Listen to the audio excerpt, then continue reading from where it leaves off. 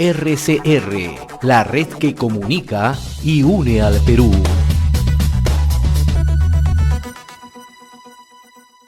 Vamos a, en estos momentos ya, dialogar y agradecemos la presencia aquí en RCR de la doctora Fabiola Muñoz Dodero, ex ministra de Ambiente. Doctora, muchas gracias por este enlace.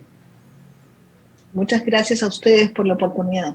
Bien, queremos consultarle cuál es la situación actual, porque estos 18.000 metros cuadrados de las playas Chalacas en Ventanilla, parte de Ancón, contaminados después de este derrame de petróleo en el terminal por parte de Repsol, ha causado mucha preocupación en nuestro país. ¿Cuál sería la responsabilidad de la empresa? Porque hay una controversia, incluso la misma empresa ha dicho que no es responsable de ello. ¿Cuál es su opinión al respecto, doctora? A ver, efectivamente esta es una situación muy difícil, es una catástrofe ambiental la que tenemos en el mar de Ventanilla, las playas, la biodiversidad se ha visto afectada. Yo quisiera, para contestar la pregunta, que podamos dividir esta situación en dos partes, ¿no? Una primera parte, donde efectivamente existe controversia, es las circunstancias que rodearon el derrame, ¿no? Y ante las circunstancias que rodearon el derrame, lo que corresponde hacer es la investigación que ya la OEFA ha iniciado y tiene que tener todo el respaldo y la objetividad para llegar a la verdad y determinar las responsabilidades en torno al derrame. Ese es un primer tema. El segundo tema, completamente distinto a ese, ¿no? O sea, separado para identificar responsabilidad, es una vez que se produce el derrame, ¿a quién le corresponde atender la situación con el sentido de urgencia correspondiente, ¿no? Y en ese caso es a Repsol. O sea, en el sistema peruano que nosotros tenemos, los temas ambientales, ¿no?, tienen lo que se llama responsabilidad objetiva. ¿Y esto qué quiere decir? Que el que contamina paga. Si fue responsable o no responsable de la situación para el derrame, eso es independiente. Si se puede establecer un vínculo objetivo entre el que tenía el crudo, en este caso el petróleo, es de Repsol y se derramó, entonces él es responsable de todo lo que significa la contención, la limpieza y la remediación. Entonces ahí no hay discusión. Puede haber discusión sobre las circunstancias del derrame y eso se tendrá que investigar, pero la actuación, una vez que ya se derramó, no tiene ninguna duda que Repsol es el que tiene que atender esto. Y además, por supuesto, las entidades del Estado competentes tienen que coordinar y sumarse y tener una respuesta en conjunto, ¿no? ¿Y lo está haciendo adecuadamente Repsol este trabajo, doctora? A ver, mi percepción, y después de haber escuchado a la funcionaria que dio declaraciones, al presidente que ayer ha salido, que hay que reconocer que es importante que el presidente haya salido, ¿no? Porque el presidente de Repsol está dando la cara y eso significa que la empresa está tomando en serio el tema, ¿no? Pero creo que les cuesta mucho reconocer que al principio no dimensionaron adecuadamente el impacto del derrame que se había generado, y esto lo que ha hecho ha sido que la respuesta no sea con el sentido de urgencia que debió ser desde el principio, y que además la tardanza en temas ambientales es crítica, ¿no? Así es. Porque una cosa es controlar el derrame en el mar y otra cosa es que haya llegado hacia la costa, ¿no? Entonces creo que no ha habido ese primer dimensionamiento adecuado, lo cual no ha permitido tener una respuesta adecuada en el tamaño del problema y el sentido de urgencia que se requiere. Y ahora, doctora, ¿cómo se determinaría en el caso ya se llegue a ver las responsabilidades, una indemnización quizás para la empresa? ¿Cómo se determina el monto, por ejemplo? Quiero que le explique a nuestros oyentes y televidentes. A ver, aquí hay varios como elementos que hay que considerar, ¿no? Hay unos que son más difíciles que otros, pero en todos hay que tratar de tener una fórmula, una metodología de estimación. Pues, por ejemplo, hay cosas que realmente no se van a poder cuantificar completamente, ¿no? En esta zona, por ejemplo, existía una familia de nutrias, que es una especie en peligro de extinción. Es una fauna para la costa peruana, muy poco podemos avistar esta fauna, ¿no? Y justamente en esta zona habitaba, eran 8, 4 entiendo que ya han aparecido muertas y 4 no están. Entonces, ¿cómo cuantificar ese daño? Es sumamente difícil, ¿no? Y lo que significaría reintroducción no siempre ha tenido éxito, o sea, no es simplemente reemplazar 4 animales, ¿no? Hay otros casos en los cuales podemos cuantificar, por ejemplo, la cantidad eh, de metros cuadrados que se ha afectado y ponerle un valor y en función de eso hacer un cálculo, ¿no? También tenemos que considerar en el mar el petróleo es oscuro, entonces no permite que exista la luz, por lo tanto va a haber una afectación de las algas y de la vida acuática, ¿no es cierto? Entonces, cada uno de estos rubros hay que irlos identificando y cuantificando. Hay otros rubros, como por ejemplo lo que deja de ganar un pescador que no puede salir a pescar, o el restaurante que no puede vender, y toda la cadena que está asociada a ese restaurante, toda su cadena de proveedores. Eso es más fácil cuantificarlo, porque puedes cuantificarlo en días de salario o en monto de lo que tú generabas de ingresos por la pesca, ¿no? Entonces, ahí lo clave es hacer un censo de todos los actores que están siendo afectados. Y ahí es donde yo veo un poco de falta de liderazgo, porque la empresa dice, estamos llegando a acuerdos con los pescadores.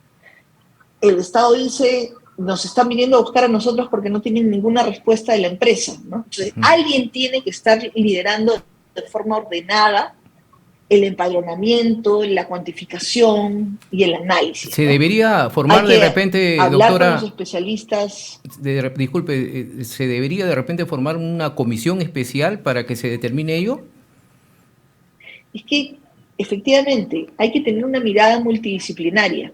Por ejemplo, hay que hablar con los biólogos marinos para que nos ilustren acerca del daño que estamos teniendo dentro del mar, ¿no? Hay que hablar con los especialistas en manejo de suelos para que nos expliquen hasta dónde se tiene que llegar con el tema de la remediación y así buscar las especialidades que de manera conjunta y colaborativa nos permitan realmente tener un diagnóstico integral. Alguien tiene que liderar este proceso, ¿no? Se está hablando incluso de revisar el contrato, de quitar la licencia. ¿Eso sería conveniente como una sanción, doctora, en estas circunstancias? Miren, yo lo dije hoy día en la mañana, yo no creo que aquí debamos tener un tema de aprovechamiento político de ningún lado, ¿no? Ni de los que critican, ni de los que gestionan. La agenda de aquellos que quieren, digamos, desacreditar la participación del sector privado en la vida de la economía de un país, no es la agenda que tenemos que tener en mente. Existen contratos, existen reglas de juego, existe un sistema jurídico. Y lo que hay que hacer es identificar cuáles son las reglas que existen. Si, por ejemplo, en este caso tenemos una empresa que tiene una situación de este tipo, lo que hay que hacer es respetar el marco jurídico. O sea, la cancelación del contrato, si tuviera una cláusula que dijera que por un accidente ambiental de ese tamaño se puede rescindir el contrato, habría que evaluarlo, pero tengo la impresión de que eso no dice el contrato, ¿no? Y entonces lo que necesitamos es proceder respetando el orden jurídico, el sistema de derecho. Porque miren, las mejores empresas, si nosotros queremos atraer en el país siempre a las mejores empresas, 3 condiciones son las que yo creo que siempre buscan. Lo primero es tener predictibilidad para las inversiones. Y eso significa que si tú tienes unas reglas de juego, esas reglas se respeten para todas las partes, no solamente para la empresa, para el Estado también, ¿no? Lo segundo es tener altos estándares ambientales. Los mejores inversionistas del mundo lo que buscan son países con altos estándares ambientales, porque son buenas empresas con muy buena reputación y entonces no quieren ir a operar a un lugar donde los temas ambientales no sean reconocidos y respetados. Y lo tercero es que existan condiciones para no tener conflictividad social. donde las empresas puedan operar en entornos donde contribuyan al crecimiento de sus comunidades. Y eso tiene que tener reglas para el diálogo, para el trabajo colaborativo, un enfoque de desarrollo sostenible. Bien, doctora, ¿y en nuestro país existe el sistema de monitoreo de actividades de alto impacto ambiental? ¿Está trabajando bien en ello? ¿Se puede reforzar de alguna medida los trabajos para prever estos desastres? A ver, yo siempre creo que existen oportunidades de mejora en todos los procesos humanos, ¿no? Creo que estamos ante un caso en el cual esta situación nos tiene que traer muchas lecciones que podamos aprender. Tres cosas he visto yo que creo que se pueden mejorar. Lo primero es que hay que tomarse más en serio los simulacros, ¿no? La parte de la prevención. Ese es un primer tema que hay que tener claridad de que hay que hacerlos, pero probar que realmente funcionan. Lo segundo es que hay que ponernos en la peor situación. Muchas veces las empresas pasan por agua tibia sus protocolos o sus manuales para atender una emergencia de esta naturaleza o un accidente, ¿no es cierto? Porque creen que nunca les va a pasar. Tenemos que ponernos en el peor de los supuestos. Y esa debe ser la forma en la que nos acostumbremos a prepararnos para estar siempre listos. Y lo tercero es que hay que tener equipos, tanto los equipos materiales para atender este tipo de situaciones, como el desarrollo de capacidades de nuestros equipos humanos. Las personas son las que finalmente marcan la diferencia. ¿Qué tanto yo como persona decido que estoy ante una situación de riesgo? ¿Qué tanto yo como persona decido que, ok, he tenido un accidente, ya, comuniquemos inmediatamente? Esas decisiones las toman finalmente personas. Entonces creo que es bien importante tener capacitados adecuadamente a los equipos técnicos de las empresas, pero también del Estado. Ahora, finalmente, doctora Fabiola Muñoz, ¿se puede revisar quizás para estos casos si se pide una indemnización, por ejemplo, casos que hayan ocurrido en otros países para tener más o menos por dónde ir para una sanción económica, por ejemplo? Siempre es importante revisar los precedentes, tanto para identificar qué cosa se hizo adecuadamente en el tema del control, por ejemplo, o de la limpieza, ¿no? De la remediación. Siempre hay oportunidades que podemos, lecciones aprendidas, ¿no? De procesos anteriores, pero también en la cuantificación del impacto, de los daños, la metodología que se ha usado. Entonces, sí creo que es útil, que creo que es importante ir revisando cómo se procedió en los otros casos. Cada país es diferente, cada situación es diferente, pero hay lecciones que se pueden sacar de experiencias anteriores. Eso se llama gestionar el conocimiento y eso es muy importante para siempre tratar de hacerlo mejor. Bien, y doctora, ¿qué es lo que debería hacer ya el Estado frente a esta situación de emergencia que reclaman pescadores, los que viven cerca de la zona que han sido afectados? Yo creo que en realidad el Estado debe liderar, ¿no? Un proceso de diálogo con todos los actores, establecer una comisión de trabajo. Miren, yo tuve oportunidad de tener, cuando era ministra del Ambiente, no sé si ustedes recuerdan una situación de un incendio de un almacén de llantas en el Cono Norte, ¿no? Empezó a incendiar, la respuesta fue realmente inmediata y todos los sectores del Ejecutivo trabajamos muy en equipo, ¿no? Se nos encargó en ese momento al Ministerio del Ambiente mirar el tema porque era un incendio, una gran contaminación, etc. Hemos tenido después la situación de la rotura, ¿no? Del desagüe en San Juan del Lurigancho. Y ahí quien lideró el tema fue en su momento el Ministerio de Defensa, ¿no? Y también nos convocaba a los diferentes ministros y ministras a trabajar en equipo y todos los días reportábamos a la ciudadanía qué cosas estaba haciendo.